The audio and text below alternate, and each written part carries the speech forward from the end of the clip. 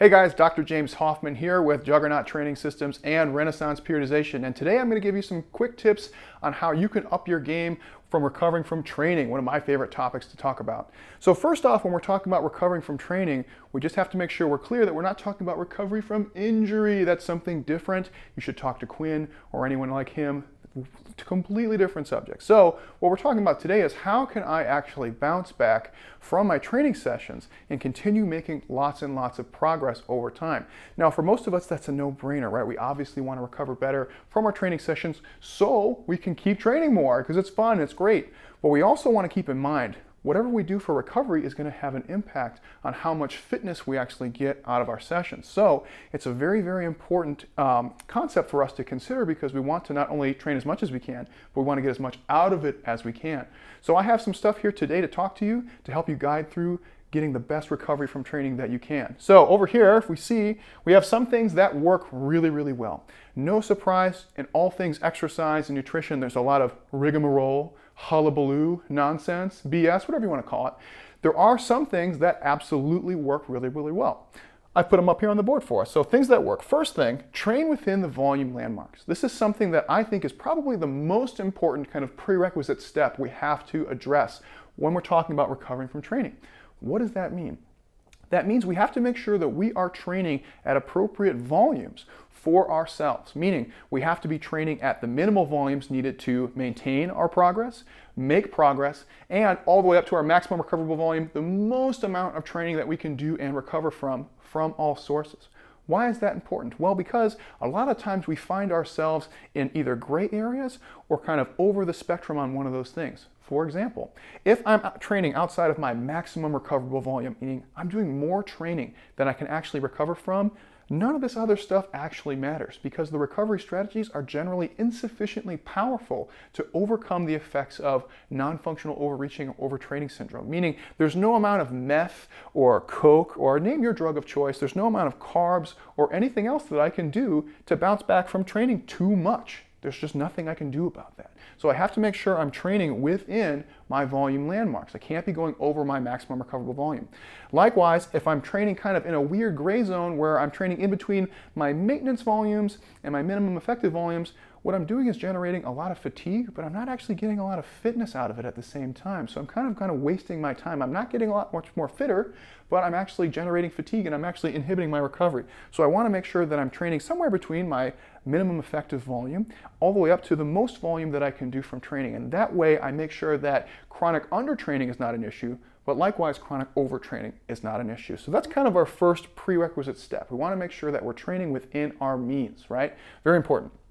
Next is kind of our passive recovery strategies, which after we have addressed the volume landmarks is probably the biggest, most important category that we can talk about. What are we talking about with passive strategies? Well, mostly we're looking at things like getting enough sleep and rest, taking time to relax throughout the day, and managing our stressors. So first, sleep is very, very important. Hopefully that's no surprise to anybody, right? We need to hopefully make sure we're getting somewhere around 6 to 8 hours of sleep for kind of our more novice to intermediate athletes, and then probably more like 8 to 10 hours of sleep for some of our more advanced or more well-trained athletes.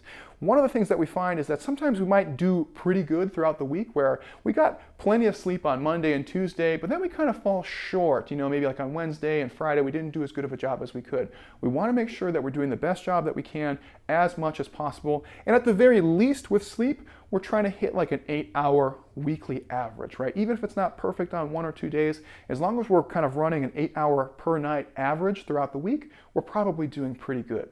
Now, very similar to sleep, we have relaxation. Relaxation is to the daytime what sleeping is to the nighttime. This is one of our big, big stress autonomic regulators. So all sorts of stuff can get out of whack from being too stressed out all the time. And that can be related to training, unrelated to training. Your dog might have eaten your mom or something weird might have happened. Who knows, right? But what we have to make sure we do is do a good job at promoting relaxation throughout the day. What that means is there are times throughout the day when we have to train or we might have to be on our feet because we're working or doing family stuff, any number of things. But when we're not doing those things, we should start planning out times throughout the day to try and lower our physical and psychological arousal, meaning not getting too worked up and also not being too physically active. What we want to do is actually find time throughout the day where we're actually planning on chilling out, whether it's Sitting around, playing video games, watching Netflix, or my personal favorite, having kitty time on the couch where I get to pet my cat Piccolo. One of my favorite ways to relax. Either way, start finding ways throughout the day to lower your physical and psychological arousal after most of your work is done. Now, obviously, you have to be active for work, you have to be active for training, and that's totally cool and that's totally normal. Once those things are done, start planning out time throughout the day where you're just gonna chill and not get too worked up about anything. Very, very important. And then kind of last, very similar note, managing our stressors. Things come up throughout the day, right? Some guy flips you off on the way to work, your boss tells you that you're the worst person ever, that you should be fired, any number of things, right? One of the things that we have to work on is managing our emotional responses to some of those stressors, right? Now, emotions are tough because you can't really control them, right? Something happens and you get an immediate emotional response, whether it's anxiety, anger, joy, any number of things. What we can control is our behavior, right? Whether you choose to stay mad and stay upset or stay anxious is up to you. And it takes a little bit of practice. It's not easy.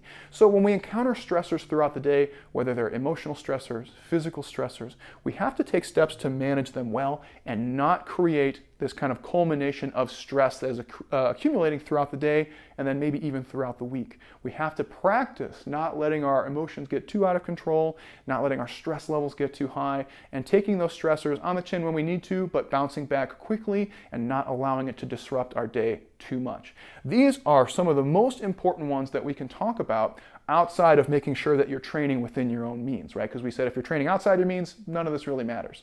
So we said, train within the volume landmarks, thumbs up. Passive strategies like sleeping, relaxing, and just managing our stress, really, really good. Last on our thumbs up category, taking active recovery methods. So doing things like taking light days, deloads, and then even active recovery periods, or active rest periods, sometimes called, when necessary. Really, really important from a training perspective. So what are these things? Well, essentially, this is different ways where we can go and keep training, but we're reducing our training load so that we can have adequate recovery time. When we train really, really hard for weeks on end, fatigue tends to accumulate. And again, it can be both psychological and physical stressors that we get from training. Periodically, we have to take means to reduce and alleviate some of that training fatigue. Active recovery methods are the way that we do that. So on a very small scale, like day-to-day scale, we can do things like taking a light session, which would be like cutting our normal training day in half. So it's the same thing that you normally do. So if you're a power lifter, you still work on your squat, bench, deadlift. If you're a weightlifter, you still work on your snatch, clean and jerk and their derivatives. If you're a rugby player, you still work on rugby. You do the same stuff that you normally do, but you do about half as much as you normally would. Really, really great way of alleviating some day-to-day fatigue. On a bigger scale, we have deloading, which is more of a long, blown out version of that light session where we might actually take upwards of a week of light sessions to alleviate a lot of heavy training fatigue, right? So light sessions is really, really good for day to day. Deloads are for more significant accumulations of fatigue where you really just can't go to the gym anymore. You're starting to get psychologically checked out. Your performance might be dropping a little bit and you're just over it. You're like, oh man, I just can't go to the gym. It's just too crazy. I am too beat up. That's a great time for a deload. And we usually recommend that you take them anywhere between once every 4 to 6 weeks or so, depending on how your training program is set up. And essentially, this is just a series of light days blown out over the course of a week or so. Last on this one, we have what we call active rest phases. Active rest phases are more of our kind of month-to-month, long-term strategy when fatigue has gotten really bad. Maybe you've been competing for a long time, you were trying to qualify for the CrossFit Games or the American Open or any number of competitions. Maybe you didn't quite get where you wanted to, and at the end you're just like, oh man, if I have to do another barbell lift, if I have to go to another practice, if I have to do another wall ball, I'm gonna lose my mind. I can't do it. I'm checked out. I'm over it. It's over, right? What does that mean? That means this is a great time for an active rest phase. An active rest phase is essentially a period of non-structured training where all you need to do is keep active, don't lose strength, don't lose muscle mass, and don't be super fat, right? Harder, easier said than done, right? But really all we're saying is we're not going to give you a training program. I want you to go to the gym, do your own thing. Just have fun. If you want to just blast some shrugs with the dumbbells in front of the mirror and obstruct everyone, that's fine. If you just want to do biceps and leg press, cool. Do whatever you need to do. All I ask is that you don't lose muscle, you don't get outside of your body compositional range, so you don't get too skinny where you're losing muscle mass, or you don't get too fat and you're just overweight. Don't do that. Stay active. Come back and see me in about 1 to 4 weeks. Usually for most people, somewhere around 2 weeks is pretty good. This is a really, really good way of resensitizing them to the training process and alleviating physical and psychological fatigue, but it's also a really good way to try to instill that psychological drive and desire to train again. After about 2 weeks, most people, assuming they weren't totally destroyed, will kind of get over the unstructured training part and be like, all right, coach, I'm kind of ready to start training again. Let's get back in business here.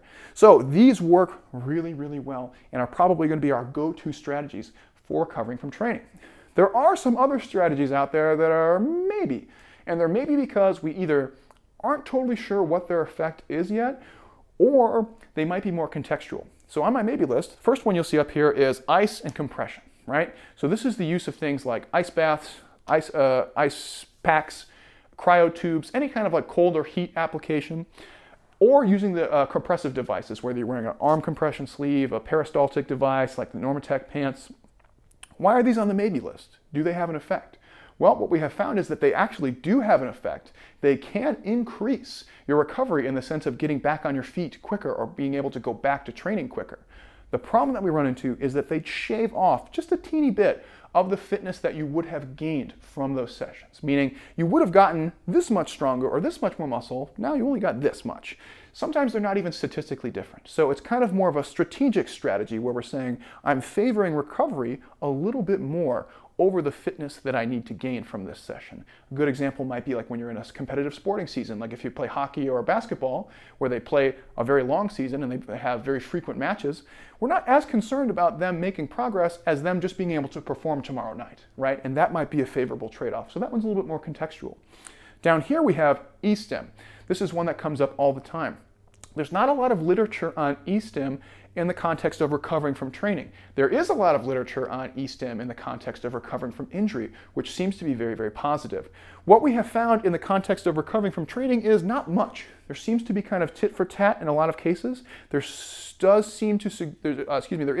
trend that it does seem to be good. It does seem to activate the muscle and redistribute blood flow to those working muscles, which is good. But what is the magnitude of the effect? We're really not sure. It doesn't seem to be all that powerful. And when compared to something like taking a light session or a deload, I would argue maybe not as good, and it certainly deviates out of the specificity of sport kind of category. So I would say we probably want to spend most of our time here and then maybe consider using this, but we're just not sure. So the jury's not out on that just yet. I would say keep your eyes peeled. Something cool might come from it, but at the current time, maybe not worth your time. Now, last over here, we have things that are frowny face, thumbs down, no bueno. So we have no, really, really easy. If you are thinking about recovery, one of the questions we want to ask ourselves is what I'm doing adding fatigue or taking fatigue away? And what we find in this category is more often than not, these things tend to add fatigue without taking fatigue away. So we say, no, probably not worth your time. First up, it says too much, and our first bullet point is too much flexibility training. Now, every sport, regardless of what the sport is, has a flexibility and mobility component. You need to train that. You need to have the flexibility required to be successful at your sport. And that might require you to have some crazy techniques that you have to hit. But what we have found is that if you are using flexibility training to try and enhance recovery, it doesn't seem to work. And then you're in that gray zone, like we mentioned in our volume landmarks, where you're training, you're not gaining any fitness, but you're adding fatigue at the same time. That time is probably better spent either training more, if you can, or recovering from that hard training that you already did. Doing the flexibility mobility training doesn't seem to aid in recovery, if at all, very much if at all, but it certainly adds fatigue in the sense that you have to put energy into it. Next, too much cardio. This is a weird one. I don't know why people think this is good, but it comes up a lot. Doing too much cardio outside of what you need for your sport directly adds fatigue and does not seem to take any fatigue away. So what we're saying here is there is also a cardio component for all sports, right? Even you could make a very, very nitpicky argument that even powerlifting, weightlifting have some marginal cardio components. Like if you can't follow yourself up on a lift, you're probably not going to do as well as you could. Every sport has some cardio component, right? Which you need to train and you need to be good at.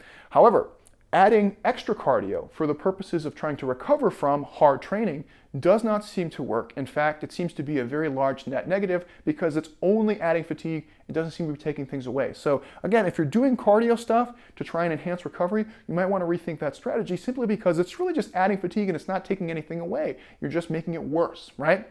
And then last, too much heat. right? Heat exposure can be beneficial in very small doses, which we already said over here, like thermal modalities can be helpful. But that's in very, very acute small doses, probably in the realm of like 15 to 30 minutes, somewhere in there. What a lot of people like to do is they'll go in the sauna or the steam room or hang out in the desert. They'll get parachuted in and be like, all right, pick me up in an hour. And they'll hang out there for like 45 minutes to an hour or even more, right? That is what we're saying probably is too much. Acute exposure, about 20 minutes or so, probably really good. After that, what we're subjecting ourselves essentially is to heat stress, right? No surprise, anyone who's ever done like high school football or have done any summer sports know that doing physical activity out in the sun is really, really rough. It makes you really tired, and a lot of people can succumb to heat illness, pass out, or even die in some cases. Why? Well, because heat is a stressor to our physiology. There's only so much heat we can tolerate before things start to get funky. So what we find is that spending a lot of time in the heat starts to accumulate more physiological stress.